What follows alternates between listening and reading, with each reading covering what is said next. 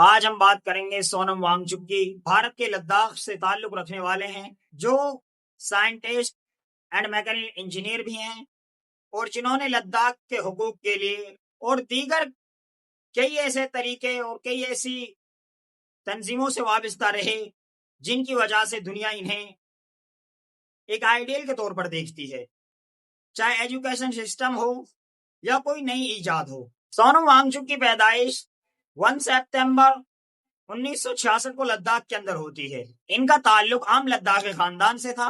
ابتدائی تعلیم انہوں نے اپنے ہی گاؤں کے اندر حاصل کی، اور تبھی یہ سمجھ گئے تھے کہ ہمارے یہاں کا ایجوکیشن سسٹم کیا ہے۔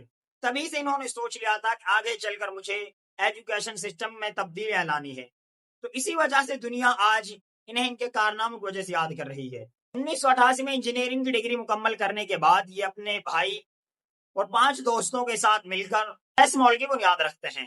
اس کا مقصد یہ تھا کہ بچوں کو کتابی کیڑا نہیں بنانا ہے، بلکہ انہیں پریکٹیکل کر کے بھی کچھ چیزیں دکھانی ہیں۔ اسی وجہ سے انہوں نے اس طریقے کا ایجاد کیا۔ اس کے بعد انہوں نے آپریشن نیو ہوپ شروع کیا۔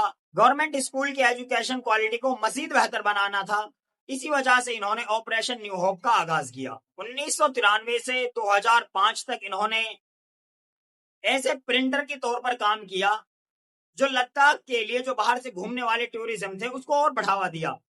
انہوں نے ایسے ہی بہت سارے کارنامے انجام دیے جس کی وجہ سے دنیا آج انہیں ایک سائنٹسٹ، انجینئر اور ایجوکیشن سسٹم کی تبدیلی کے لیے یاد کرتی ہے، اور جو آج جنتر منتر پر 18 دن سے بھوک ہڑتال کیے ہوئے ہیں، اور ہماری سرکار کو اس سے ذرہ برابر فرق نہیں پڑ رہا ہے۔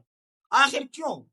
میں سے کس کو نہیں معلوم کہ 3 ایڈیٹ کے جتنے کردار تھے ان میں سے اکثر سونم وانگچک کے کردار تھے۔ انہیں کے کردار پر مووی بنی، اور اس کے بعد آج ہماری سرکار انہیں کی مانگوں کو پورا نہیں کر پا رہی ہے۔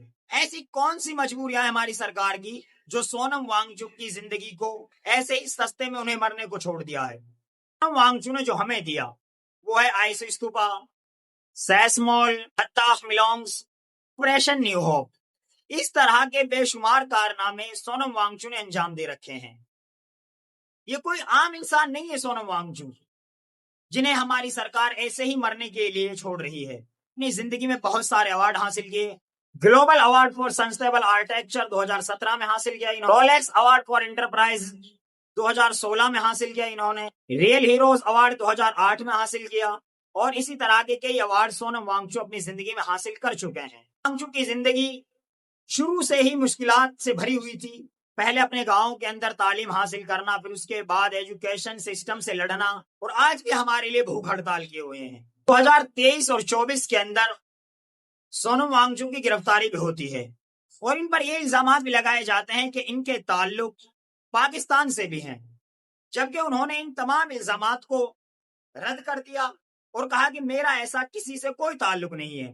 بعد میں سونم وانگچک کی بیوی ہائی کورٹ کے اندر پیٹیشن فائل کرتی ہے، اور اس کے بعد سونم وانگچک کو 14 مارچ 2026 کو انہیں رہا کر دیا جاتا ہے۔ اگر مجموعی طور پر دیکھا جائے تو سونم وانگچک صرف ایک انجینئر ہی نہیں بلکہ ایسے شخص ہیں جنہوں نے ایجوکیشن سسٹم، ماحولیات اور لداخ کے حقوق کے لیے ہمیشہ سے اپنی زندگی انہی میں صرف کر دی۔